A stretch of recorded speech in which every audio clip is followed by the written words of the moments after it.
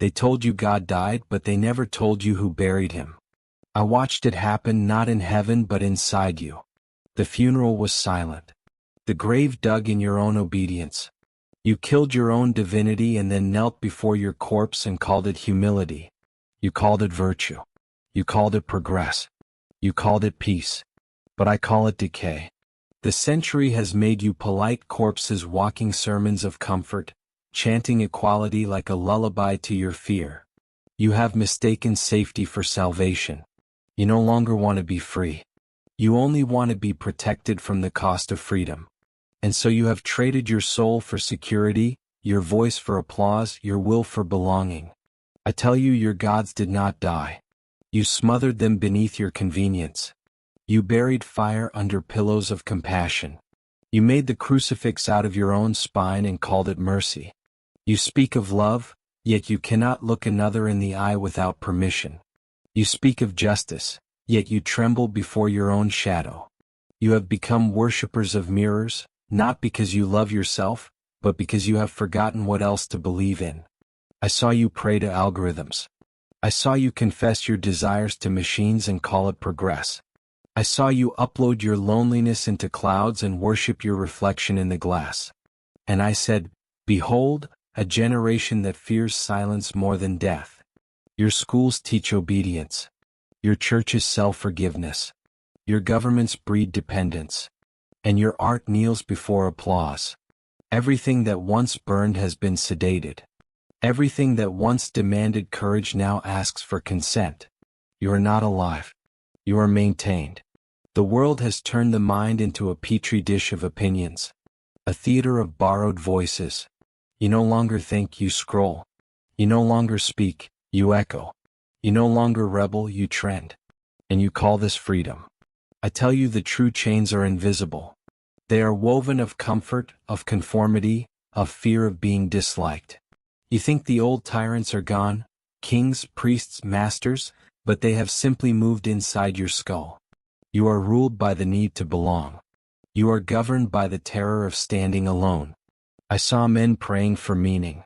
And when meaning did not come, they prayed for distraction instead. I saw women yearning to be divine.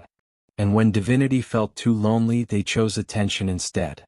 And so humanity has become a marketplace of the mediocre. Everyone selling their image, everyone buying validation, everyone terrified to be unseen. You have turned humility into submission. You have turned empathy into surveillance.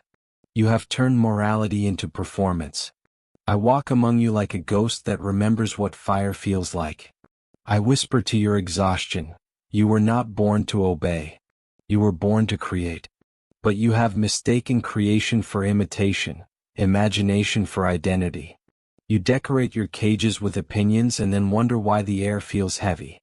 You perform individuality while begging for approval. You fear rejection more than you fear extinction. You have forgotten the sacred terror of being alone with truth. And so your souls rot in well-lit rooms, smiling, medicated, endlessly entertained. You call it civilization, but I call it anesthesia. You will never awaken until you risk madness. For madness is not sickness. It is the trembling door between the known and the possible. You fear it because it smells like freedom. You call it chaos because it breaks your mirrors. But I tell you, only the one who walks through chaos learns to create order. Only the one who dies to their comfort learns to give birth to their will. The herds of modernity bleat their slogans. Be kind. Be nice. Be small, be equal, be normal. But I say unto you, the human spirit was not born to be normal. It was born to be divine. I do not speak to your politeness. I speak to the creature that dreams when you sleep, the ancient God still breathing under your shame. I speak to the one who remembers thunder. Yes, you, who read these words with unease. You feel it already. The crack in your civility, the pulse beneath your conformity, that is the beginning. You have called your fear morality. You have called your silence peace. You have called your chains love. But I say, until you learn to betray everything that makes you acceptable, you will never meet your soul. The world has enough saints of submission. It needs sinners of truth. It needs rebels of conscience, creators of new commandments. Do you know why you are unhappy? Because your soul is starving for its own authority. Because you keep asking others for permission to be real. Because you bow to ideas that you secretly despise. You pray to gods you do not love. You serve masters you do not respect. You repeat values that make you sick. And then you wonder why your eyes are heavy. Listen. The sickness of the age is not violence. It is softness. Not hatred but indifference. Not ignorance but cowardice disguised as compassion. The new religion is comfort. And its church is the crowd. I have seen your temples. The workplace that worships efficiency.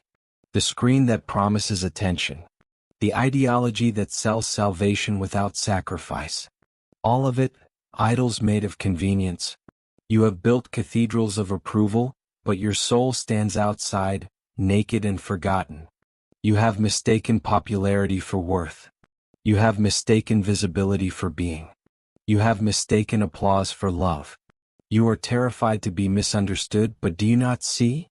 The one who is never misunderstood has never spoken truth.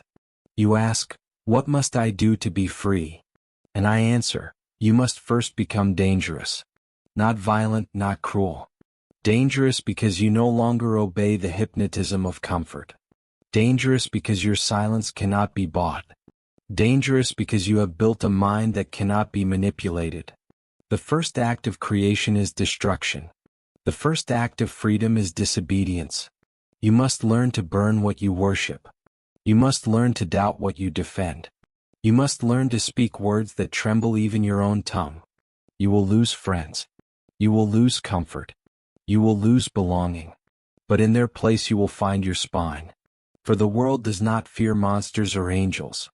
It fears those who can no longer be controlled by approval. I have seen men call themselves free because they changed masters. I do not offer you happiness. I offer you burden. The holy burden of becoming what you are. The herd wants peace. But peace is for the dead. The living are meant to struggle, to wrestle with the infinite, to carve meaning from the void with their own hands. Do not seek peace. Seek intensity. Seek the kind of stillness that vibrates with power. Seek the storm that reveals your name. The overman is not a man. It is a moment. It is the instant when the soul stops waiting for permission and begins to create law. When you no longer say, what should I do? But rather, what will I become? When you no longer ask, who am I? But declare, I am. You think power corrupts, but weakness does worse. Weakness corrupts everything it touches because it must disguise itself as virtue. It must moralize its envy, sanctify its fear. The weak do not want to rise. They want to drag the strong down into the safety of their shame. Beware of those who preach equality. They do not seek justice. They seek control. They fear excellence because it exposes their mediocrity. They hate greatness because it reminds them of their surrender. But I say, let there be inequality of spirit. Let there be mountains again. Let men and women stand so high that even the sun envies their height. Do not fear being alone on your peak. From there you will see eternity more clearly than from any crowd. The path to greatness is a crucifixion of comfort.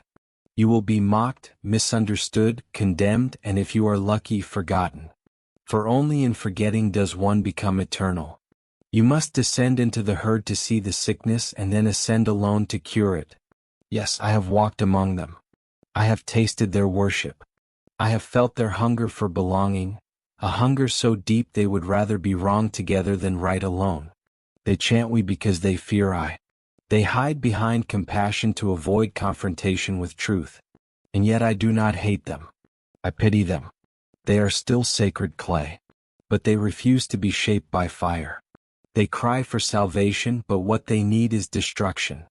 They ask for peace, but what they need is a storm. For it is in the storm that the soul remembers it is not made of dust but of lightning. They call me mad because I have seen too clearly. But madness, my friend, is only the price of vision in a blind world. The lunatic is merely the one who kept his eyes open too long. You live in cages of reason, worshipping logic as if it were God. But reason is the polite coffin of the soul. It organizes. It classifies. It sterilizes, and in its perfection it kills wonder. You have forgotten how to tremble. You have forgotten how to bow before the mystery of existence, not out of fear but out of awe. Your science dissects the flower and calls it knowledge. But the bloom is gone. Your psychology names your madness but never heals it. Your religions speak of heaven yet fear ecstasy. You have become scholars of ashes. I'm not here to teach you. I am here to unteach you. I am here to strike the mind like lightning until it remembers that it is divine. You say, but the world must be fair. I say, no, the world must be real. Justice without truth is sentimentality. Love without power is slavery. Morality without courage is hypocrisy. You want a gentle universe because you are tired, not because you are wise. You confuse mercy with surrender. You mistake numbness for peace. You have declawed your instincts and called it evolution. I tell you, the lion still sleeps inside you, dreaming of blood and sunlight. It is time to wake it. Yes, the overman is not a dream. It is the awakening of that lion. The birth of the being who no longer needs permission to exist. The one who creates value instead of inheriting it. The one who looks into the abyss and says, I am the abyss that creates. Do you understand what that means? It means no longer worshiping ideals but becoming one. It means breaking every mirror that flatters you. It means loving yourself not as you are but as you must become. You were not meant to be happy. You were meant to be whole. And wholeness requires chaos, shadow, contradiction. The coward seeks harmony. The Creator embraces dissonance. The coward seeks belonging. The Creator seeks solitude. The coward seeks comfort. The Creator seeks fire. You ask, but is not compassion the highest virtue? I answer, compassion for the strong? Yes. Compassion for the coward? No. For when you rescue the coward from the pain of growth, you steal his soul. The herd will call you cruel when you refuse to comfort their illusions. Let them, for their love is only the anesthesia of the mediocre. You must be willing to be hated, not because you love hate but because you love truth more. You must speak what burns, even if your tongue turns to ash. You must walk through the laughter of the crowd as if it were music to your ascent. Yes, the path of freedom is lonely, but loneliness is sacred. It is the womb of the Creator. In the silence of abandonment, you will hear the pulse of your own godhood. And when you hear it, you will laugh. Not because you are amused but because you are free. For laughter is the final prayer of those who have conquered fear. Laughter is the sound of the soul realizing it cannot die. I have been through that fire. I have buried my sanity in the desert and found my eternity in madness. I have danced with serpents of doubt until they became my ornaments. I have kissed the mouth of the abyss and found it was my own reflection. I do not tell you this to boast. I tell you this so you know what waits beyond obedience. When you strip yourself of certainty, when you stand naked before chaos, when all gods and morals collapse, what remains is your will. That is the true temple. Not the marble churches of men, but the silent cathedral within your chest. There the new commandments are written, not in stone but in flame. You shall love your becoming more than your safety. You shall prefer danger to peace. You shall worship the Creator within you, not the comforter outside you. Yes, you will fall again and again. But each fall will purify your arrogance and strengthen your soul. Do not curse the abyss.